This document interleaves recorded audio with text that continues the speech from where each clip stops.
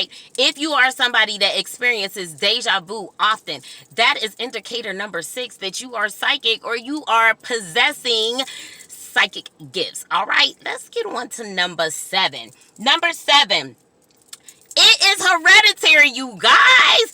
So, what you're going to find is that you have people in your family that are gifted, right? So, a lot of times, if you are in a family that is very psychic in nature, whether they told you or not, whether you've had a conversation about it or not, it is something that you are going to find is also in your bloodline, in your lineage, right? So your mom may have been psychic, your grandmom, people in your family will also harness these same types of gifts. That's an indicator, okay? Number 8, did you have specific childhood fears? For example, were you afraid of the dark, right? I know y'all don't want to admit it. I know y'all don't want to admit it, right? But were you, we're going to keep it on the low, right? But were you afraid of the dark when you were little? Because oftentimes, oftentimes, you may have been visited by your spirit guides and things of that nature when it was dark. So as a child, this may have scared you. So you may have had a a very extreme case of fear of the dark. Okay, it's cool though. It's cool because it's just a sign that you got psychic gifts. Okay. Did you have an imaginary friend growing up? Huh?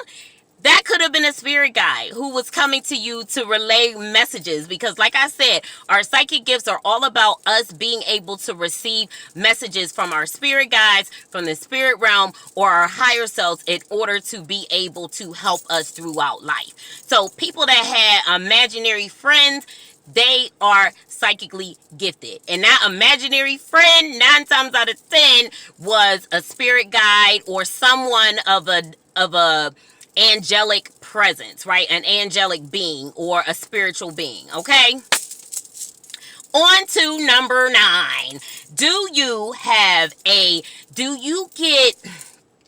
get overwhelmed easily, right? And do you feel like overly stimulated? Can you get overwhelmed and overly stimulated very easily? If so, that is an indicator, and I don't mean stimulated. I don't mean stimulated. In this context, I don't mean stimulated in that way, but do you find that you can get, now me personally, I'm one of those people, I can get overwhelmed and over I don't know why this is so funny.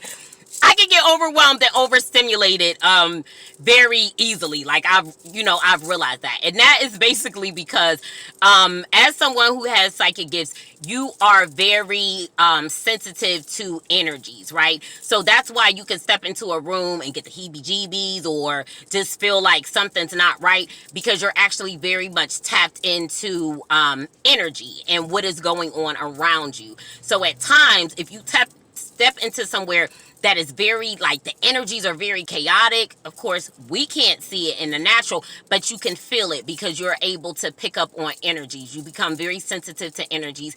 And, that actually helps you with your gift. But we just have to, you know what I mean? Like, we gotta understand what it is that we're going through, right? So that we can use those things to our benefits. So that's why it's important for me to highlight to you guys whether or not you have psychic gifts or if you are a psychic, because once you can basically, attach a understanding with certain things that you go through, it's going to work in your benefit. It's going to work out for you, ultimately, right? What else was I about to say? Yeah, that's it. I forgot. If I remember, I'll go back into it. So, sign number 10. This is the very last one, you guys. Sign number 10 is, do you feel like there's something more?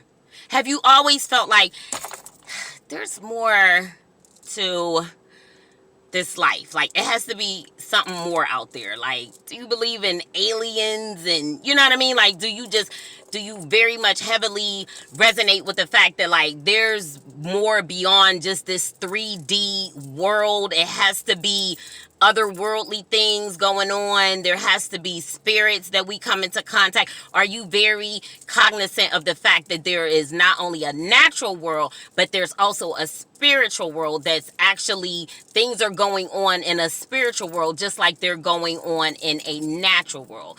If you've always had that resonation, if you've always resonated with that thought process, that is sign number 10, that you are psychic or that you have psychic gifts. Okay, so I'm about to get out of here, but I want to give you guys 2 ways to further be able to tap into this outside of the things that I said.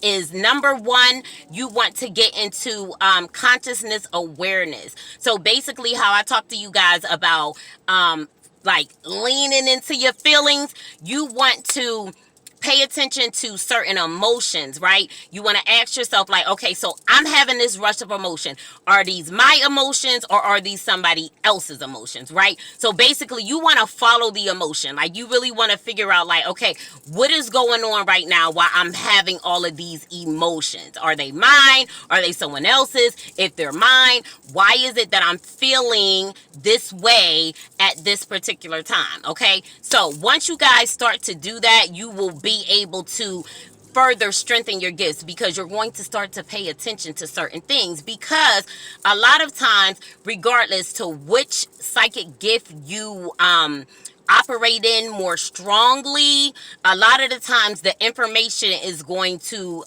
come into you kind of like a download, right? It's just gonna become present. It's going to make itself known. So the more you tap into your emotions and things of that nature, your thought process, your thoughts, you will be able to strengthen your gifts. So if you're paying attention to the fact that, like, this particular word is sticking out to me, or there's a particular phrase that keeps, circling through my mind, right? I'm feeling certain emotions whenever I experience this, or whenever I go here, I am having these emotions.